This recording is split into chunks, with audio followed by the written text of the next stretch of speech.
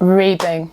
For many children, reading is an activity that is just an absolute bore, an absolute drain on time, and they certainly detest it with a passion.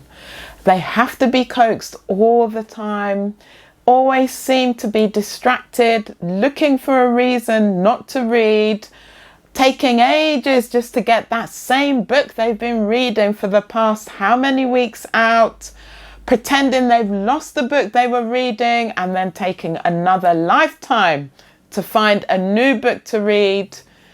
If this sounds like your child, then you probably have a reluctant reader on your hands.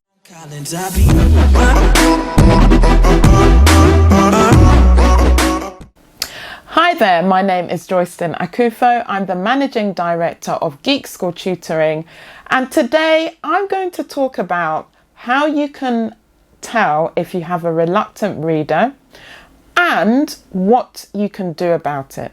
So as I've explained, a reluctant reader is a child who will do anything really to avoid reading. It could be they complain about all types of books, any type of reading at all, so long as there are words on paper, even words on an electronic device like a Kindle or a tablet with the Kindle app, or the library apps that we can access now. If your child is refusing to read at all, there are usually reasons for this, and obviously in order to improve the situation, it is crucial that you find out what the issues are, what's causing this reluctance to read, so that you can do something about it. So, number one, can your child read confidently? So if you're watching this video, I'm assuming that your child knows how to read. So you've gone through all the phonics, high frequency words. Maybe they have, even some children start reading quite well. They did the phonics quite well. They learned their high frequency words quite well.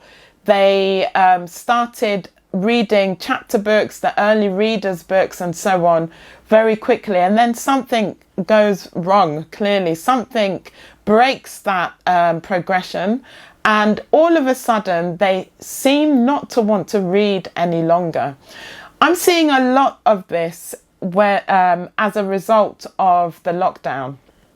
So children who were keen readers, very good at explaining passages, love to read and so on, it's almost like it's become somewhat of a drag. And I'm sure a big part of that is, while mum and dad are busy working from home, thinking that they're getting on with online schooling and so on, they are clearly being distracted by other things, doing the bare minimum in some cases, or they're working actively online, but as soon as the school day has finished online, that's it. The rest of the time is purely free time. And I'm not saying there's something wrong with having free time. Of course, we all need a break. But what seems to be happening a lot is that children are generally not reading at all. So when we came back from the first lockdown, it became quite apparent that for a good 6 months, a lot of these children hadn't been reading the way they used to read. Reading for half an hour, for example, every day, unaided, or reading with mum or dad for 10 to 15 minutes a day, which is something that I highly recommend for all parents do, with all primary age children, even if your child is hugely confident, and I'll come on to that a bit later in this video. And so when they're not reading regularly, obviously it has an impact on their reading in general when they start to read again, and words that they wouldn't have stumbled on before, they obviously start to stumble on them as they're reading and so on. That can have a knock-on effect in terms of making them feel less confident, making them think that the books are too hard. Some of them actually just switch off altogether. They just don't want to do it. It's too much hassle. And what we need to do is bring back that routine of reading again. You know, it's the practice that helps in all of these issues, really. And it was practice that got them to be confident readers to begin with. So we need to get back into that type of habit. So that is one of the reasons why many children at this time are not enjoying reading, or they're refusing to read. Now, another reason could be that they actually don't enjoy the types of books that they're reading. So at Geek School, I recommend two things where reading is concerned. So one book for leisure, and if you speak to any child these days who is in year 4, year 5, year 6, it's always David Walliams. It's always Jacqueline Wilson. It's always, actually Roald Dahl. Most children read Roald Dahl a lot earlier than year 4. These days, the really strong readers tend to start reading Roald Dahl. The easier Roald Dahl books, maybe in year 2, definitely by year 3, they've got through the mid-range Roald Dahl books, and those that just love his work might reread it again just because they love the book, for example. But David Walliams, Jacqueline Wilson, and then you get the triers, who want to read J.K. Rowling because the book is so big and they want to impress, which is great. But then a lot of them don't even get a quarter way, or it just takes them a lifetime to read the book, because every time they see this massive book, they just think, oh, it's going to take forever. I don't want to read that. So many children tend to read the same genre of books, and it tends to be the humorous books. And I'm a real advocate for inspiring a love of reading in children, because with reading, anything is opened up to a child. Even as adults, we learn so much by reading. The ability to read and understand sets us for just everything in life, really. Even if your child has a preference for maths and the sciences and so on, they need to be able to read and understand the questions, the literature in the books and so on. And so just being able to read and digest what you're reading helps in all areas, and it is an absolute must. If your child is one who complains about finding particular books boring, have one book for fun, leisure. They can read it unaided, you can read it together and so on, but it's a book that they enjoy reading. And then have one book that's more challenging. Now, if your child is preparing for the 11 plus, if you are not new to this channel, you would have heard me say over and over again, and I'm going to repeat it again today to remind us, and for the new watchers of this channel, the 11 plus text tends to come from classical text because they are copyright free, so the publishers of the exams, GL, SEM, the independent schools, ISEB and the likes, they don't have to pay to use extracts from the classical text, because, to put it as nicely as I can, most of these authors wrote the books more than 100 years ago. They're just not around to come. No, that sounds awful. So I'll just go back a bit. Basically, the copyright for the books expired after 100 years. We'll just leave it there. Something very simple. So they're free to use unless, there are particular copyright restrictions on it. Somebody renewed it, or, something like that. So effectively, the 11 plus text tends to be based on the classic texts. And we know that when you read the classic text, Black Beauty, Tom Sawyer, The Little Women, The Railway Children, and all of those types of books, the writing is different. The style of writing is different. The words used are still English. They are still English. It's just that because the modern texts tend to be a lot more accessible vocabulary wise for children, when they start reading classical text, a lot of words come up that they've not heard of, and so it becomes difficult for them to really digest what they're reading. And so many of them will then say, oh, I don't understand what I'm reading, I'm not enjoying the book, this book is boring, I don't want to read the book, and so on. And this is why I highly recommend that for 10 to 15 minutes a day, ideally 15 minutes, you read with your child. Now, I know, you can't tell me enough how busy the week is, believe me. You know, we've got two children. One's in year 7 at the time of recording. The other one's in year 11. I've been through this journey not only once, but twice.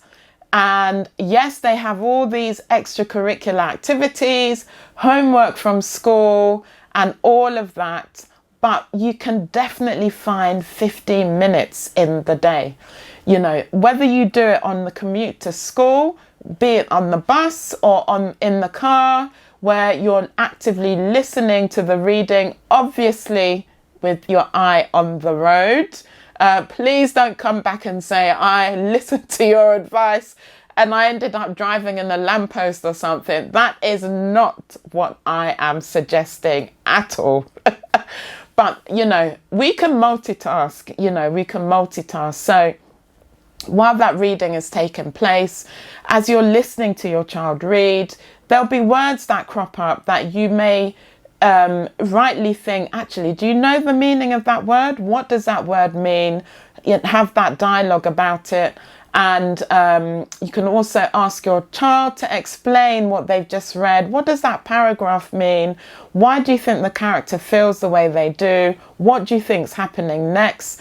These things help to build children's inference, their ability to think about what's going on in the text and think about why it's happening, what could be coming next, what the writer was trying to achieve, and so on. But that whole dialogue really helps children to understand what they're reading. I can't promote this enough. One of the issues with children reading these classical texts on their own is that often they will not check any words in the dictionary. Literally, they won't check any words in the dictionary. You'll be lucky if your child actually calls out and says, Mum, what does blah, blah, blah word mean? Most of them don't. And if you have a reluctant reader, the chances are, if you've agreed that they read 5 pages, for example, your child probably wants to get those 5 pages read as soon as possible and then move on to something more exciting. So before we carry on with this amazing video, please remember to like this video, subscribe to the channel and turn on the notifications so that you will get notified every time a new Geek School video goes up. Enjoy! The dictionary may even be on the table or on the bedside table or wherever it is that they're reading, and the chances are nothing gets looked at. No words that are uncommon to your child will be looked at. And, if you're reading text that you don't understand, it doesn't help. If lots of words keep coming up that your child doesn't understand, it's not going to inspire a love of reading. It literally, if you think about it, it would literally be like torture. Torture, their version of torture. So really, yes, children tend to, every person, even as adults, we have genres of books that we enjoy more than others. Some genres we will never pick up because we know that we don't enjoy them. But when preparing for the 11 plus, your children need to get a wide variety of reading under their belt, so that whatever the case may be, whatever passage comes up in these exams, they are fully confident and able to read and understand what they are reading, so that they can answer the questions and so on. It's key. So, because parents are so busy, and now it's even more of a challenge, because thanks to that dirty C word that I will not be pronouncing in this video, and lockdown and schools being closed and so on, and parents working from home while trying to juggle what their children are doing, keeping an eye on what their children are doing, and literally just catching a breath. Reading, obviously, seems to take a back burner. By the end of the school day, by the end of the working day, everyone's tired and just literally wants to get as far away from work and anything work related, so that we can all just sort of down tools and just relax, prepare ourselves mentally for the next day, get some rest and so on. I understand, in some way I'm sort of in the same boat, kind of.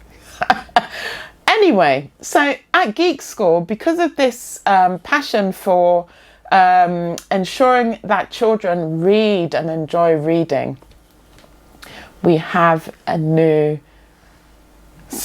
surprise. I have a surprise. Wow! This has been running for a while, but I haven't promoted it on the channel because I like to test things out before I release it to the world, as it were. And so we have something called the Classics Reading Club, and it's ta-da!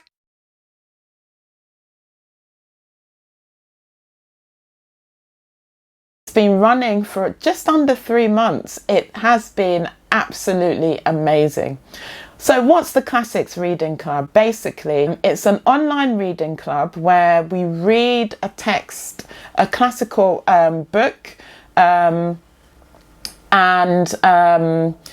really the excitement is stopping the words for some reason. Let's take that back.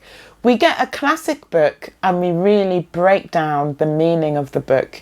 So a lot of the classical text will start with lots of imagery. And this is what often makes our modern child switch off.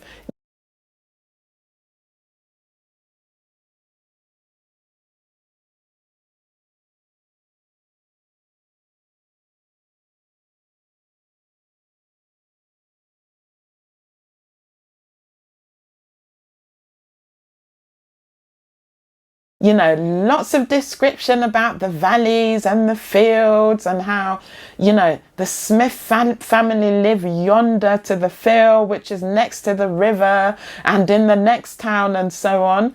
Most children will suffer that for a page, and then after that, if there's no action happening, they switch off. But we're actually training children to understand what the writer is trying to achieve by starting the book in such a hideous, long-winded way, in their mind, of course. So we read the text together. The children actively read. So every child in each session gets to read a good number of times. We discuss what the passage means. We look at the words. We look at the grammar, obviously similes, metaphors, and all the figurative language you could shake a stick at come in these books, more so than the modern texts, because they are written in, your really traditional style of English and so on. And we really unpick these words. We help the children to break down the meaning, and we help them understand, why the writer has built the book, the plot up in such a way. A lot of these books tend to be written sort of either back to front, as I'd explain it, or they start in the middle, which is fun, but it can be very confusing. And so It's trying to explain to the children why the writer has done it this way, has written their book in that way, and so on, and keep their interest. Now, because they are the reading sessions are in small groups, it makes it a lot more fun, because it's not one child sitting at home grappling with mum or dad and going through a book that they absolutely hate. There's a social element to the Classic Reading Club as well, and it's been a really positively received session.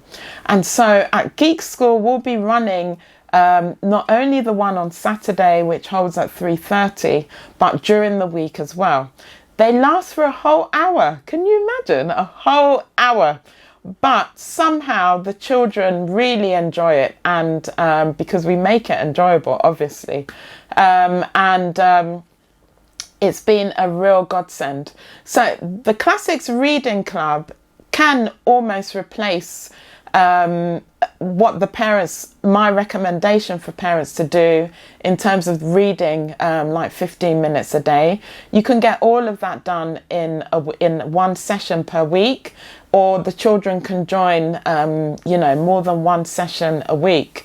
But the idea is, the discussion, the helping them break down these quite advanced and challenging texts, so that when they see text like that in the passage, in their comprehension passages and so on, and it helps with things like close, these big words that they have to fill in the missing gap and so on in verbal reasoning papers.